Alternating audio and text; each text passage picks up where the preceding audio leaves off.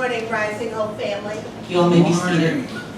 I've got the pleasure of reading from the book of John, verses 13, 1 through 17.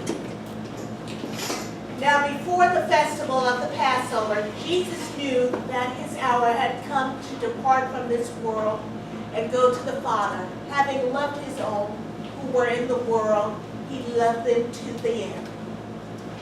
The devil had already put it into the heart of Judas, son of Simon Iscariot, to betray him and during supper.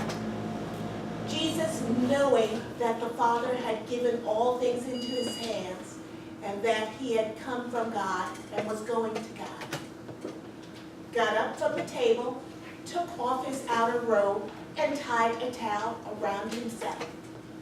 Then he poured water into a basin and began to wash the disciples' feet and to wash them with the towel that was tied around him. He came to Simon Peter, who said to him, "Lord, are you going to wash my feet?" Jesus answered, "You do not know what I am doing, but later you will understand." Peter said to him, "You will never wash my feet." Jesus answered, "Unless I wash you, you have no share with me. Simon Peter said to him, "Lord, not my feet only, but also my hands and my head." Jesus said to him, "One who has bathed does not need to wash except for the feet, but is entirely clean, and you are clean, though not all of you." For he knew who was to betray him. For this reason he said, "Not all of you are clean." After he had washed their feet, had put on his robe, and had returned to the table, he said to them, "Do you know what I have done to you? You call me teacher and Lord, and you are right, for that is what I am. So if I, your lamb and teacher, have washed your feet, you also ought to wash one another's feet. For I have set you an example that you should also do as I have done to you. Very truly I tell you, servants are not greater than their master, nor are messengers greater than the one who sent them. If you know these things, you are blessed if you do them." This is the word for God, for us, the people of God. Thanks be to God. Thank you, Dale. It's a long passage. It's the passage that the Wednesday night Bible studied, and Carrie said that I could preach on anything, or I could stick to the program of preaching what they study on Wednesday night here, so that we can hear it again in maybe a different way. I'm so thankful to be here with all of you. I've joined you a couple of times on some different outings, and I already love this church. So I'm serving right now at Arlington United Methodist Church in Arlington Temple United Methodist Church in Roslyn. And I will finish that in August and then come your way. So, will you pray with me?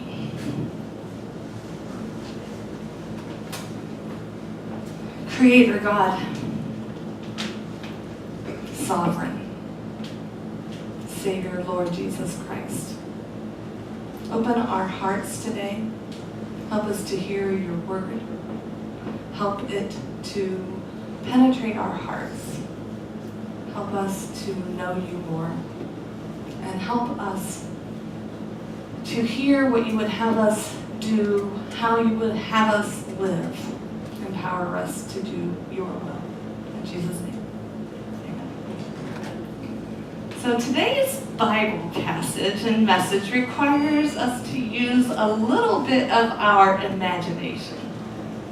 And it also requires us to think very hard about our most precious relationships. Will you do that with me? Okay. So how many of you are parents? Okay. And how many of you have parents? Or had parents at one time? Okay.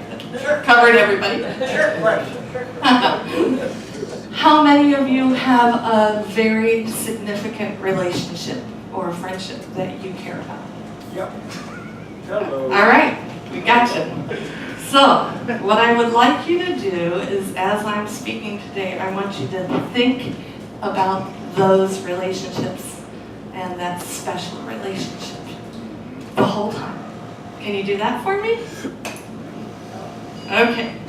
So while you're thinking about that, I want you to take a moment, and I'm going to count to 10 while you're thinking. And I want you to think about what you would say to your kids, or your parent, or your significant loved one, if you knew that you only had a few more days to live. Yeah. That's the word. So take a moment and think about what you would say to those most important to you before you die.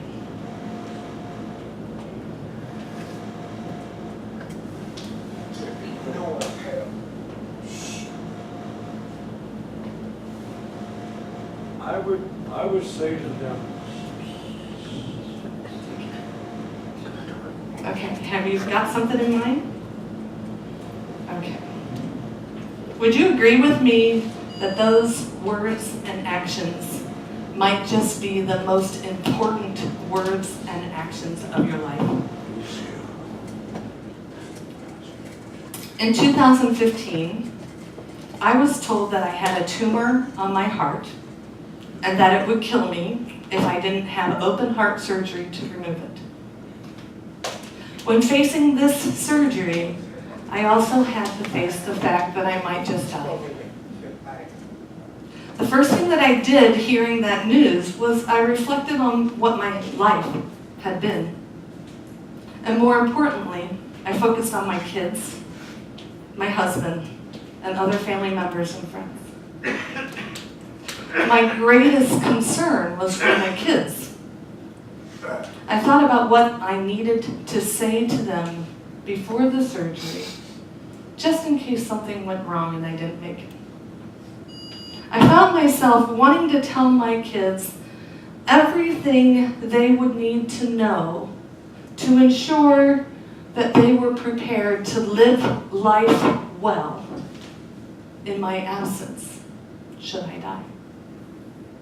I found that the one thing that I wanted to impress upon them most was that God loved them, that Jesus died for them, and that living a life that focused on God and was devoted to God would be the best life that they could live.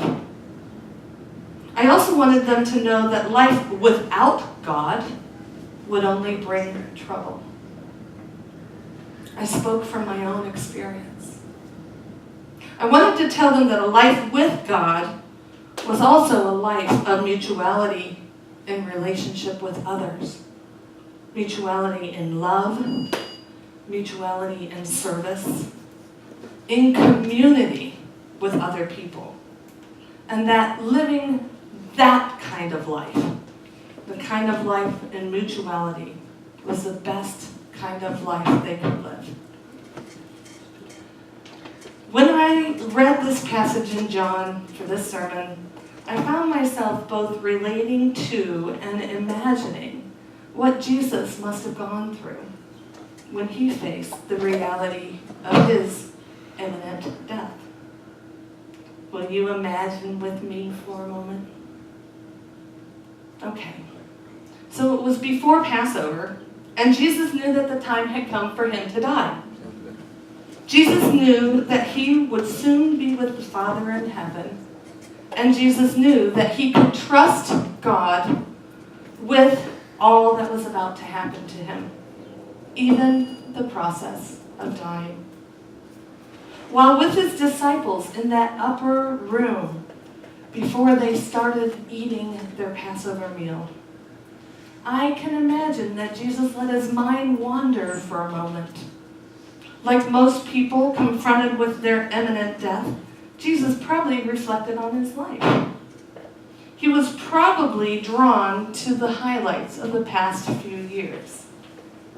I can imagine Jesus remembering the time with the centurion from Capernaum who implored him to heal his paralyzed servant. That centurion had such great faith that when Jesus said he would go to the centurion's home to heal the servant, the centurion said, "No, just speak the word of healing and my servant will be healed." I can imagine Jesus marveling at the centurion's great faith, as if it just happened yesterday.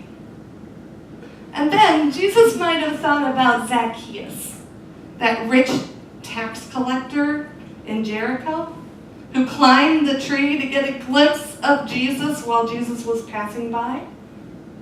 I can imagine Jesus laughing to himself when he thought about how Zacchaeus had climbed that tree, and his face when Jesus said, "Zacchaeus, come down from there, because I want to stay with you today." And I can remember that I can imagine that Jesus thought and marveled at Zacchaeus' conversion. He appreciated that visit so much that he said, "I will give half of what I own to the poor, and I will make fourfold restoration to everyone that I've cheated." I can imagine Jesus thanking God for giving him the privilege of participating in Zacchaeus' conversion, as well as being thankful for Zacchaeus' newfound generosity. A few moments later, Jesus might have thought about Mary, the sister of Martha and Lazarus, and how just a few days ago she poured an alabaster jar of very costly perfume on his feet and washed his feet with her hair as a service to him, preparing him for his burial. Jesus must have felt humbled while Mary washed his feet with her hair.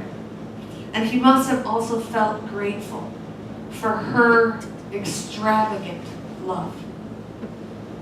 After this brief but luxurious moment of reflection on his life, I can imagine Jesus being thankful for all of these people and so many more who shared their lives with him, who taught him so much about faith and life and how God was moving in their lives. But then Jesus began to focus on the people close to him who were with him at that very moment, who were waiting to be fed. John tells us that Jesus loved them until the very end. Jesus must have made a conscious decision to love them no matter what happened to him until the very end. And we know that he was successful in this commitment because John told us he loved them unto the very end. Maybe Jesus thought that by focusing on loving those closest to him, he could better face his death. In reading our text, it seems like Jesus' primary concern was to ensure that his disciples would be prepared to live well and to carry on in his absence. I can imagine that Jesus was concerned that the disciples might just forget everything that he tried to teach them. I can imagine that Jesus wanted to ensure that his disciples would never again argue about who would be greatest. After all, a concern about being great in this world is totally out of sync with what Jesus stood for.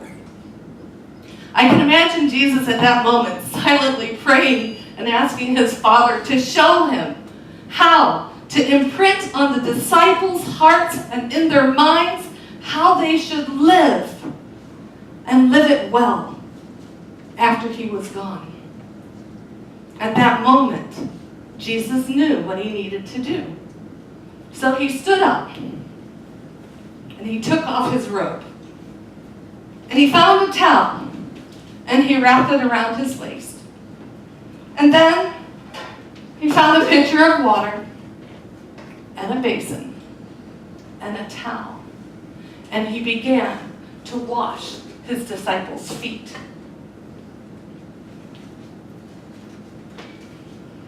As you may know, back then, in the first century, washing feet was a regular custom before eating. Back then, everyone living in Israel and Palestine wore sandals. And because the dirt roads and walkways, the people's feet were extremely dirty and filthy. Back then, people also reclined or laid on their sides when they ate. So they had to pull their feet up onto the host cushion, right? So it only makes sense that before they would eat, they would wash their feet because they wouldn't want to get the cushions dirty. So back then, if you were in someone's house, they would provide a pitcher of water and a basin and a towel for you to wash your feet before you ate so that you wouldn't get the cushions dirty. Just like we wash our hands today before our meals, they wash their feet. Now, what would you say to me if I said I'd like to wash your hands and your feet before you eat lunch today after the service? We actually talked about doing manicures, but it's not going to happen today. But Peter, he did not like that idea. And he says, Jesus, I will never let you wash my feet. And Jesus responded just as fervently, if you don't let me wash your feet, you will have no share with me. What do you think Jesus meant by saying, you will have no share with me if you don't let me wash your feet? One scholar explains that to have a share with Jesus is to have fellowship with him and to participate fully in his life.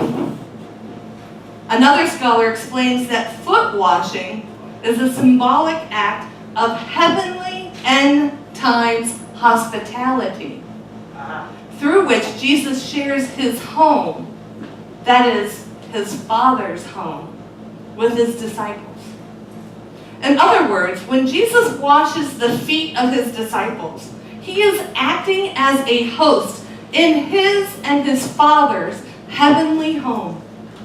Jesus is communicating to the disciples that the end times have come. And from that moment on, the disciples are to relate to Jesus and his Father in the same intimate fashion that Jesus related to his Father on earth. In other words, Jesus was communicating that Jesus would be accessible to the disciples just like his Father was accessible to him while he was living on the earth. This meant that the disciples could call on Jesus at any time, and the disciples would be welcome to Jesus' home, and Jesus would be their host. It's really important for us to understand this. So I want to say it again.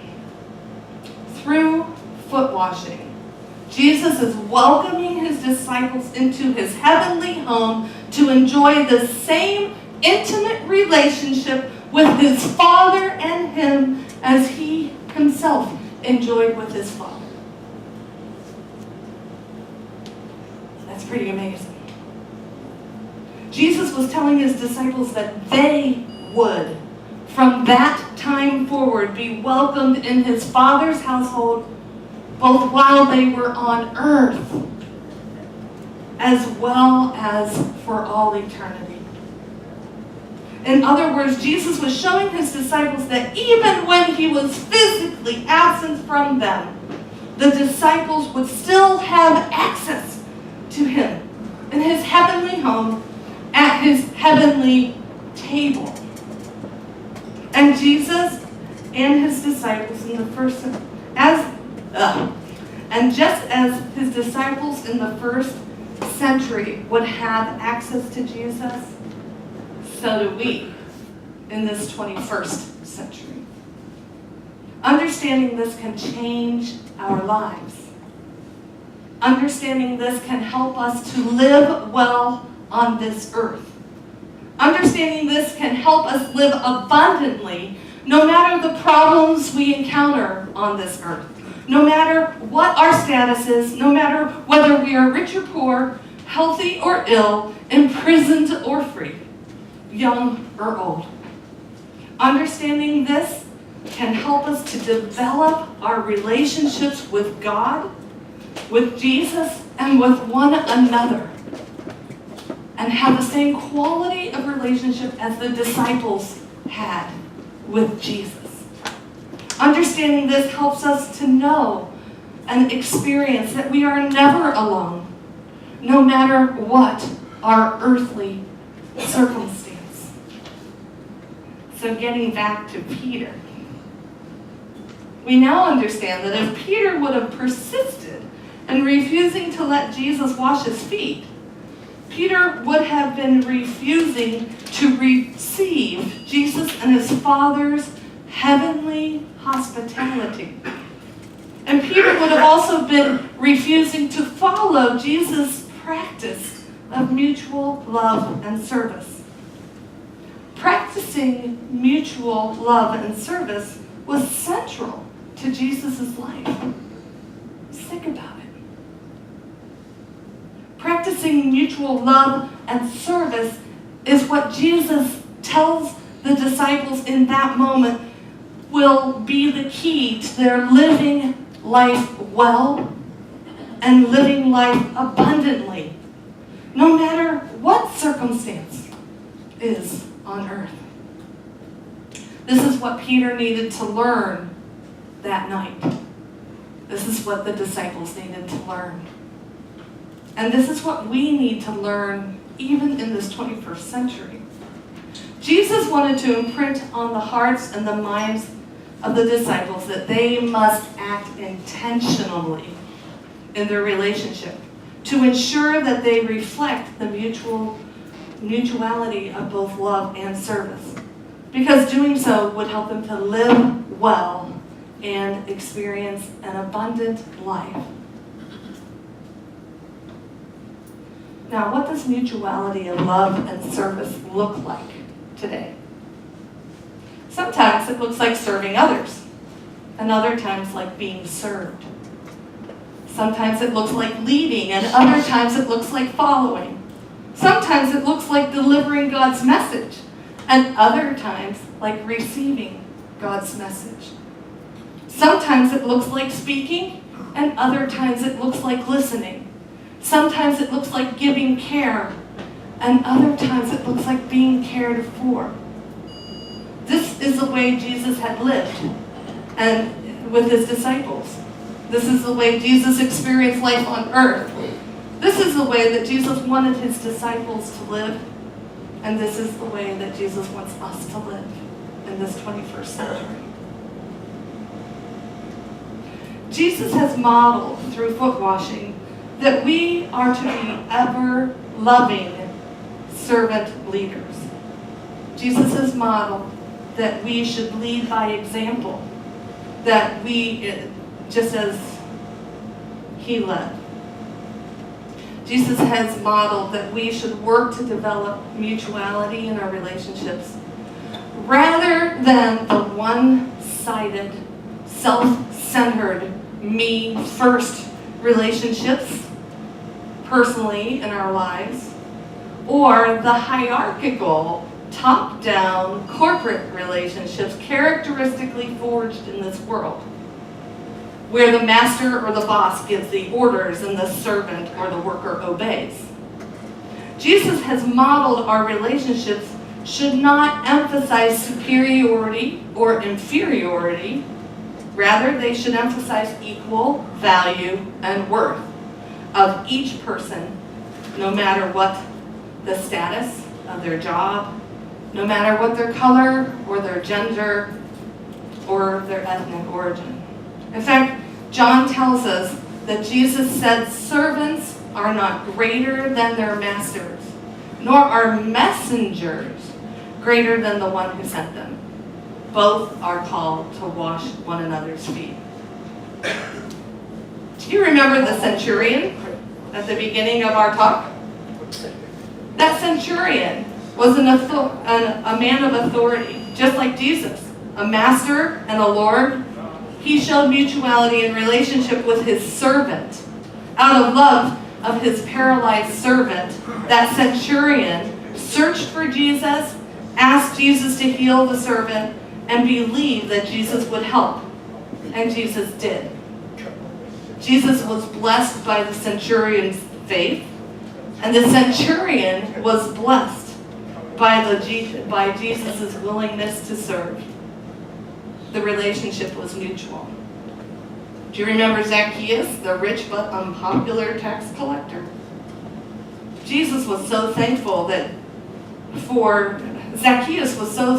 for Jesus' love and visit to his home that he in turn promised to be generous to the poor and make amends to those he had cheated. The relationship was mutual. Do you remember Mary, the woman who washed and anointed Jesus' feet with the costly perfume? Mary sought to bless Jesus by preparing him for his burial and demonstrated her love by using her resources to perform a service for Jesus. And Mary received much wisdom and counsel for Jesus as she often sat at his feet listening to him talk to Lazarus when he visited their home in Bethany. The relationship was mutual. In all of these relationships, we can see mutual give and take that Jesus enjoyed with each person. It is the same mutual give and take that Jesus desires for his disciples to walk in, live by, and extend to one another, as well as everyone they would meet in the future, while they remained on earth. Jesus knew that by continued mutuality in relationship with himself, with God, and one another, that the disciples would be empowered to live well, to be effective messengers for God's love after he died. John 13:17 of today's text says, "If you understand these things, you will be blessed if you do them." So I conclude, I must ask, will you accept Jesus' invitation to enter into his Father's house and allow Jesus to wash your feet? Will you share or participate in Jesus' life, death, and resurrection? Will you intentionally form relationships of mutual love and service? I pray that if you are not already doing this, that you will begin from this moment forward. After all, foot washing is the only way to live life well and abundantly in God's house.